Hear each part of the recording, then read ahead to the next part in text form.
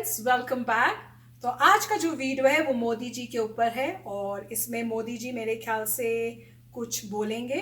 Title है PM Modi's remarks after meeting with various party presidents. So देखते हैं मोदी जी क्या बताना चाह रहे हैं हमको इस वीडियो में।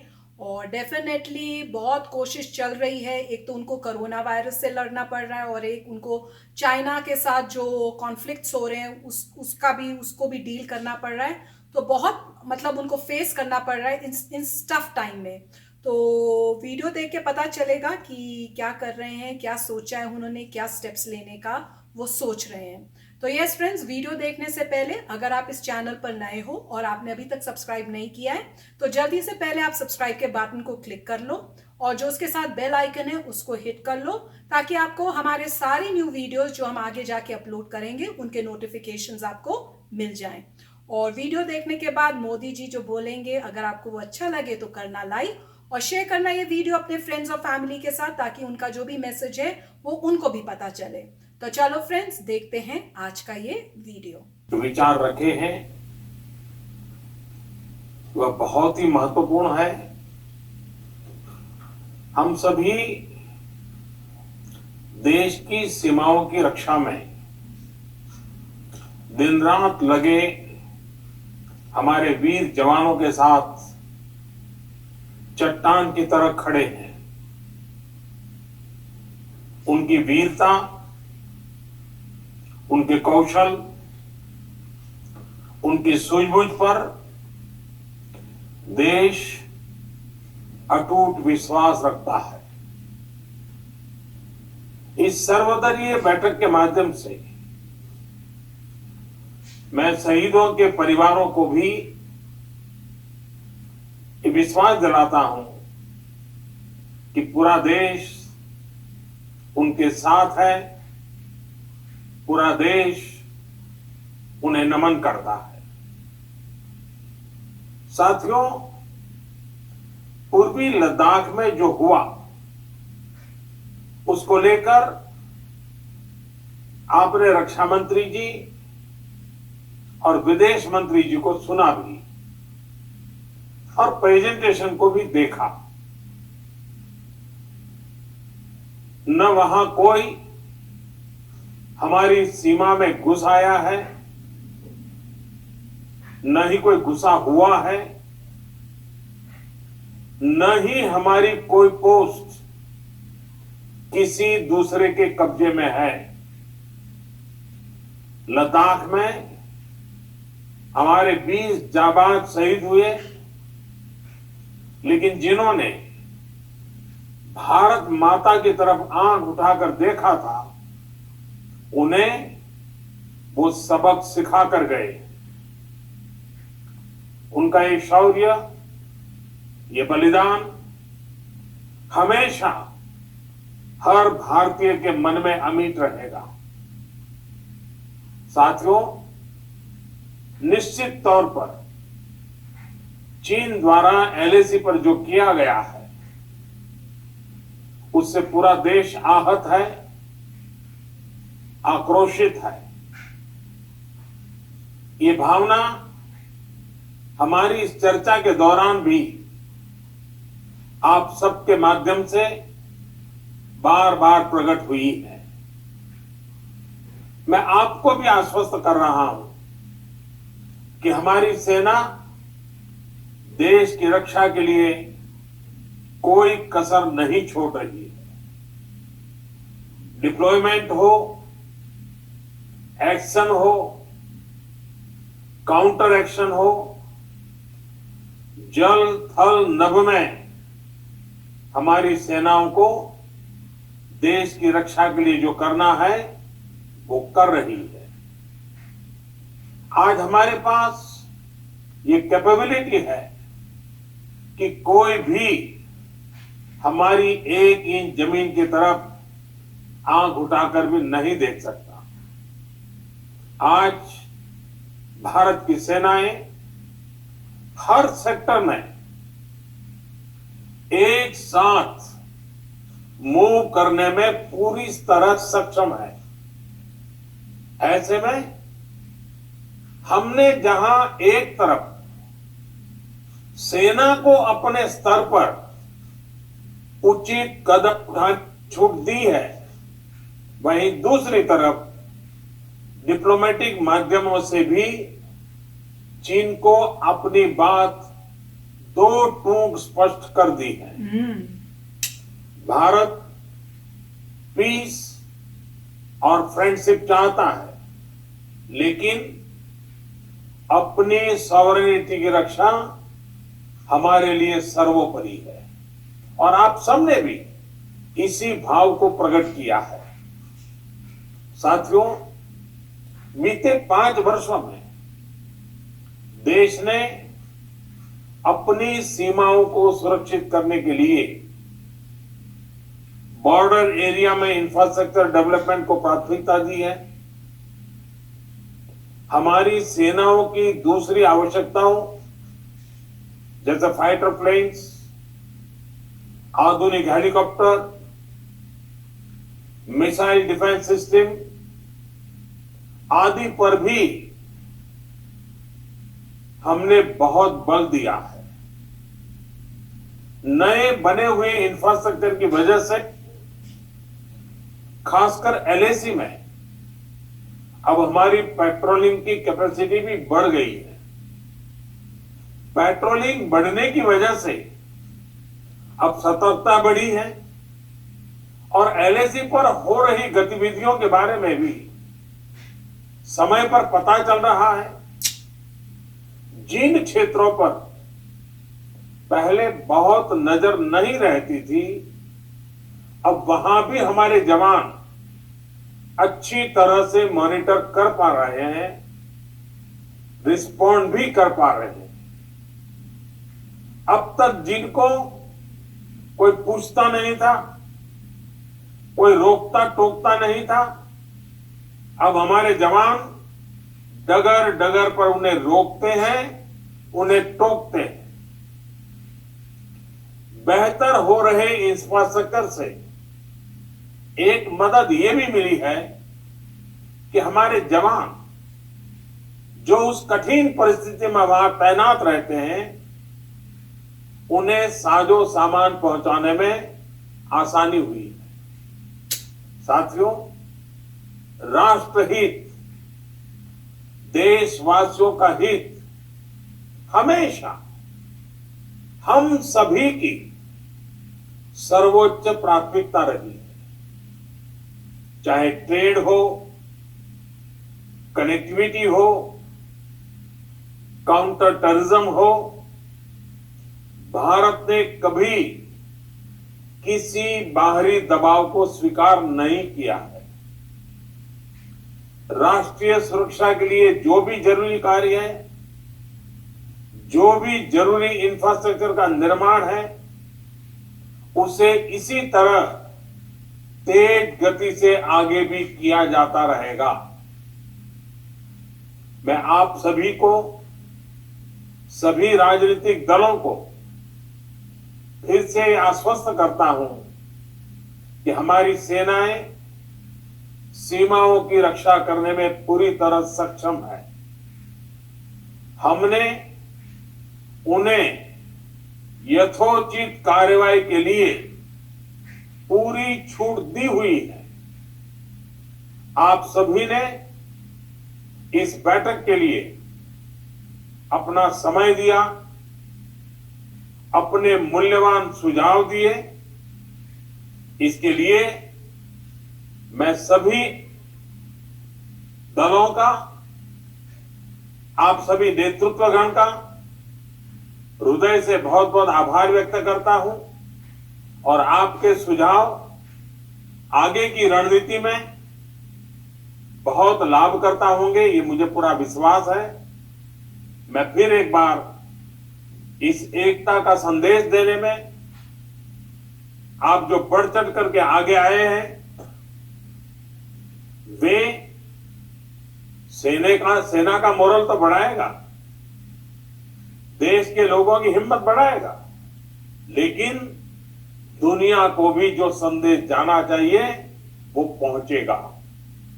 और इसलिए आज की मीटिंग में आपकी सकारात्मक भूमिका का बहुत मूल्य है, उसका बहुत ऐतिहासिक महत्व है और इसलिए भी आप सभी अभिनंदन के अधिकारी हैं। मैं फिर एक बार आप सबका धन्यवाद करता हूं। नमस्कार। काफ़ी अच्छा स्पीच था और जो मोदी जी कह रहे हैं ये मैंने रिसेंटली भी है कुछ इसकी पॉइंट्स एक यूएस के न्यूज़पेपर में भी देखा था आर्टिकल। पहले देख लिया था अभी। वो यूएस के आर्टिकल में उन्होंने लिखा था कि जो अमेरिकन जो रिपोर्टर था वो अमेरिकन था, उसने अमेरिकन न्यूज़पेपर या मैगजीन में एक आर्टिकल लिखा। आजकल हम ऑनलाइन देखते हैं तो ऑनलाइन देखा था, उसमें उस अमेरिकन ने कहा था कि लोग सोचते हैं ऐसा कि चाइना की मिलिट्री बहुत स्ट्रांग है और इंडिया की मिलिट्री कंपैरेटिवली कम स्ट्रांग है, मगर उसने कहा कि ये सही नहीं है। ये तादाद क्वांटिटी कितनी ज़्यादा है की बात नहीं है, कितने सोल्जर स्किल्ड हैं उसकी बात है। तो उसने एग्जाम्पल दिए और कहा कि जो आप एग्जाम्पल देखिए नथुला पास का, कि वहाँ पे जब कन्फ्रंटेशन हुआ था तब इंडिया जीती थी। वो कह रहे हैं क्यों जीती थी, क्योंकि इंडिया जो है रेगुलरली एक्सरसाइजेस करती है यूएसए के साथ, जापान के साथ, ऑस्ट्रेलिया के साथ और एक और कोई कंट्री थी मेरे ख्याल से यूके या कुछ, उसके साथ इंडिया रेगुलरली एक्सरसाइजेस करती है। उसके बाद इंडिया जो है ऑलरेडी स्टेशनड है जम्मू एंड कश्मीर में। उसके बाद इंडिया का कुछ ना कुछ चलता रहता है बॉर्डर में पाकिस्तान के साथ। तो और इंडिया ने बहुत सारे लोग यूनाइटेड नेशंस पीस में भी भेज रखे हैं। इन सब एक्टिविटीज के वजह से इंडिया जो है उसको बहुत ही एक्सपीरियंस है फाइटिंग का इन चीजों में, और क्योंकि उनके कॉन्फ्लिक्ट होते रहते हैं, इंडिया जो है अपनी आर्मी, नेवी और एयरफोर्स के साथ कोऑर्डिनेशन में बहुत एक्सपीरियंस है और इकट्ठे धावा बोल सकती है। तो वो बता रहा था कि जब यूएसए के साथ एक्सरसाइज होती है तो यूएसए के भी सोल्जर्स हैं, वो कहते हैं कि हमें गुस्सा आता है कि ये इंडिया वाले बड़े इनोवेटिव हैं और कई जगह बहुत ज़बरदस्त काम करते हैं, और ऑफ कोर्स वो भी सीख रहे हैं। तो वो कह रहे हैं कि हम जब इनके साथ एक्सरसाइज करते हैं तो हमें खुशी मिलती है क्योंकि हम भी सीखते हैं और वो भी सीखते हैं, मगर हमें कई बार डेफिनेटली गुस्सा भी आता है कि यार ये कैसे इनोवेटिव हो पा रहे हैं। तो वो बता रहे हैं कि असलियत है क्योंकि इंडिया ने काफ़ी एक्सरसाइजेस की हैं और वो अप टू स्पीड है। और उसने एक पॉइंट जो कहा था, जो मोदी जी ने भी कहा था, वो ये था कि वो किसी भी स्ट्रेसफुल कंडीशन में इतनी प्रैक्टिस हो चुकी है कि वो आर्मी, नेवी और एयरफोर्स का कोऑर्डिनेशन इमीडिएटली कर सकती है।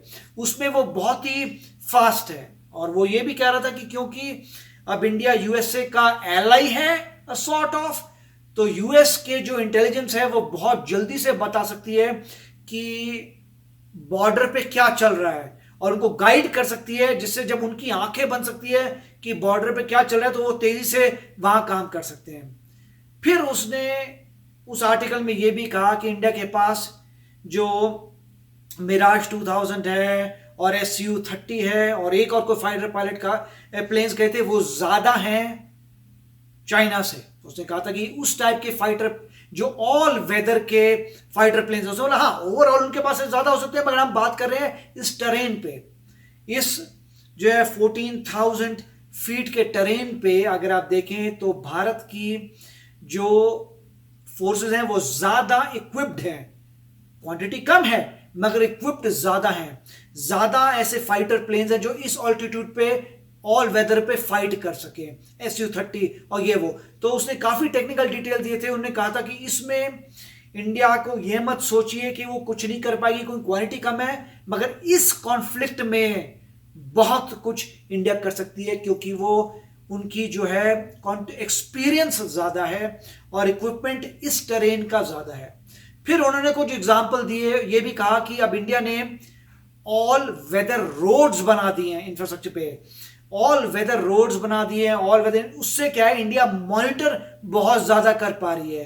क्योंकि इंडिया मॉनिटर ज्यादा कर पा रही है तो उनको नजर आ रहा है क्या क्या प्रॉब्लम्स आ रही है, इसलिए कन्फ्रंटेशन हो रही है। तो पहले तो ऐसा होता था कि पता ही नहीं चलता था क्या हो रहा है, अब पूरा पता है कि अगर किसी ने थोड़ी सी भी घपला किया तो इंडिया को पता चल जाता है और कॉन्फ्रंटेशन होती है।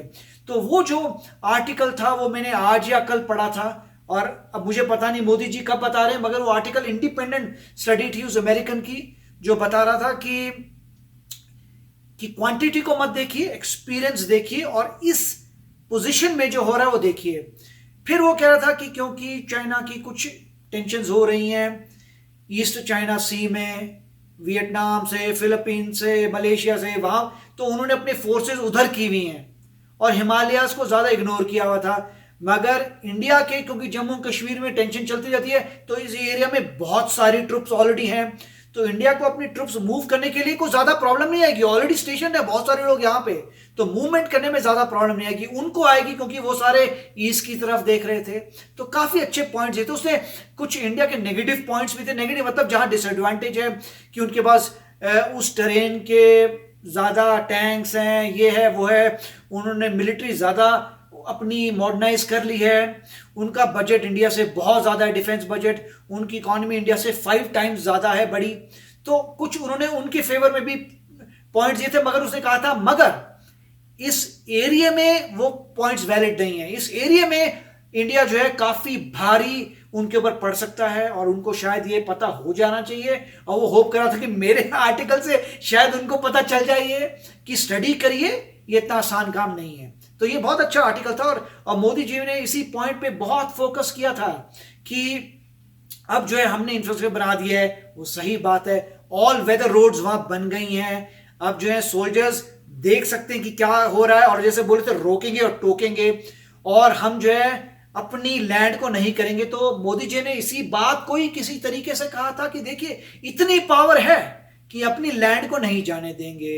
वो बात अलग है कि तुम्हारे पास ज्यादा है, हमारे पास कम है, मगर इस एरिया में हम 1 इंच नहीं छोड़ेंगे, पावर है। तो ये सब मोदी जी के थॉट्स थे, और उसी वक्त एक अमेरिकन रिपोर्टर के थॉट्स थे, किसी जानी पहचानी न्यूज़पेपर में, भूल गया मैं, काफी सारी चीजें देख रहा था, तो उसमें एक आर्टिकल आया था वो, और मैं देख रहा था लिखा किसने है, क्योंकि जब जो होता है हर एक बड़े बड़े चैनल में कोई ना कोई इंडियन रिपोर्टर होते हैं, तो अगर इंडियन रिपोर्टर लिख रहे हैं तो थोड़ा बाइस आपको लगेगा, क्योंकि अपने देश के बारे में लिख रहे हैं। वो बात ठीक है कि वो हमारी तरीके के हैं, वो अपने देश से छोड़ के अमेरिका आए हैं, अब जब भी वो लिखेंगे वो इंडिया की बड़ाई करेंगे, वो मैं समझ, इसीलिए पहले मैंने देखा लिखा किसने है, वो लिखा अमेरिकन बंदे था, उसकी फोटो भी थी, तो क्लियर कर दिया उसने, मैं अमेरिकन बंदा हूं, हमारी कॉन्टिन्यूअस एक्सरसाइजेज होती हैं, और उसने अंदर की बात बताई, बोला कि ये सिचुएशन है। तो बहुत अच्छा लगा उस आर्टिकल को, बहुत अच्छा लगा मोदी जी ने भी जो क्लैरिफिकेशन दी है। तो यस फ्रेंड्स, बहुत अच्छा किया है मोदी जी ने जो अपना ये पोस्ट जो है, ये स्पीच डाली है, ताकि सब इंडियंस को पता चले कि क्या चल रहा है, कैसे हमने डेवलपमेंट्स किए हैं, जिसकी वजह से हमें पता चलता है कि हमारे बॉर्डर पे क्या चल रहा है, और कहीं पे भी जो गलत काम हो रहा है उसी टाइम हम उसको देख पाते हैं और उसको स्टॉप कर पाते हैं। और उन्होंने सब बताया ताकि कोई भी अगर आशंका है हमारे दिल में, कोई डर है, कोई अब नेगेटिव थॉट्स आ रहे हैं हमारे कि शायद गवर्नमेंट काम नहीं कर रही, या हमारी मिलिट्री जो है वीक है, या क्या है, वो सब उन्होंने बहुत क्लियर कर दिया। और उन्होंने कहा कि हम लोग जो है, हमारा डिफेंस सिस्टम बहुत स्ट्रांग है, हम रेडी हैं, और हमने अपनी डिफेंस को फुल पावर दी है। जैसे हमने पहले भी एक वीडियो किया था और उसमें बताया था कि इमरजेंसी पावर दे दी गई है, तो वही वो बता रहे हैं। तो सारे स्टेप्स लिए गए हैं और हम लोग रेडी हैं। तो बहुत ही अच्छा वीडियो है।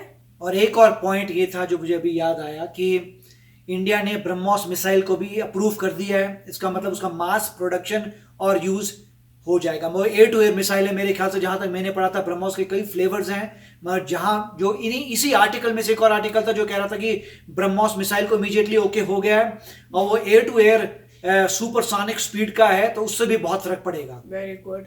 तो बहुत अच्छी, ये भी बहुत अच्छी न्यूज हस्बैंड ने शेयर की। तो एक मोदी जी को सुन के और एक हस्बैंड को सुन के मुझे तो बहुत नॉलेज आई है, और मुझे पता नहीं था ये चुपके चुपके पढ़ते हैं और शेयर नहीं करते।